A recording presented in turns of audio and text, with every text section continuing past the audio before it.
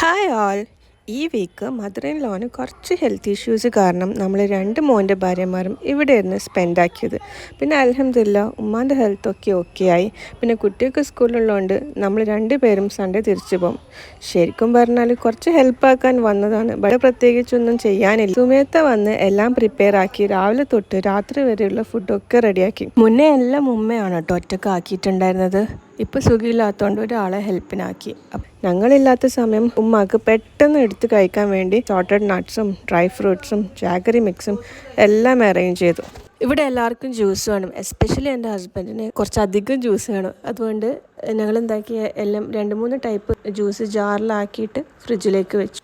പിന്നെ കുട്ടികളെ തീരാത്ത ടാൻഡ്രംസ് ഉണ്ടാവും. ഒരാൾ കറിയാണെങ്കിൽ ഒരാൾ എപ്പോഴും ചിരിക്കുകയായിരിക്കും ചെയ്യുക. പിന്നെ കുട്ടികൾക്കുള്ള ഫുഡ് കൊടുത്ത് രണ്ടാളും ഫുള്ളും കഴിച്ചിട്ടുണ്ടായിരുന്നു. ഉമ്മാൻ്റെ ടാബ്ലറ്റ്സ് എല്ലാം കഴിക്കേണ്ട രീതിയിൽ ഞങ്ങൾ അറേഞ്ച് ചെയ്ത് വെച്ചു. അതാവുമ്പോൾ ഞങ്ങൾ പോയാലും ഉമ്മാക്ക് വലിയ കൺഫ്യൂഷൻസ് ഉണ്ടാവില്ലല്ലോ. അങ്ങനെ ഉച്ചക്കത്തെ പരിപാടികളെല്ലാം ഇവിടെ കഴിഞ്ഞു. സുമയത്തെ രാത്രിക്കത്തിനുള്ള ചപ്പാത്തിയെല്ലാം റെഡിയാക്കി വെച്ചതുകൊണ്ട് കാര്യങ്ങളെല്ലാം എളുപ്പമായി. കുട്ടികൾ ഫുഡെല്ലാം കഴിച്ചു കഴിഞ്ഞു. ഇപ്പോൾ ഒരാൾക്ക് ഓറഞ്ച് ജ്യൂസും മറ്റാൾക്ക് വാട്ടർമെലൺ ജ്യൂസും വേണമെന്ന് പറഞ്ഞു.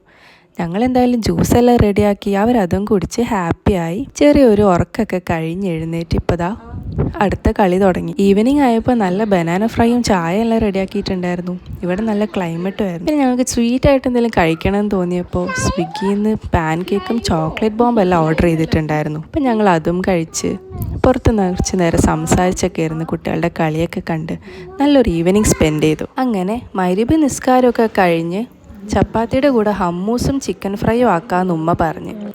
ഉമ്മാൻ്റെ ഹമ്മൂസിന് ഇവിടെ ഒരു സ്പെഷ്യൽ ഫാൻ ബേസ് തന്നെയുണ്ട് കേട്ടോ. കാറിൻ്റെ സൗണ്ട് കേട്ടപ്പോഴത്തേക്കും രണ്ടാളും വെയിറ്റിംഗ് ആണ് ചോക്ലേറ്റ്സ് കിട്ടാൻ. അങ്ങനെ ഡിന്നറൊക്കെ കഴിഞ്ഞു. ഇനി എല്ലാവരും കൂടി നല്ലൊരു മൂവി കൂടി കണ്ടാൽ ഇന്നത്തെ ഡേ ഖത്തം.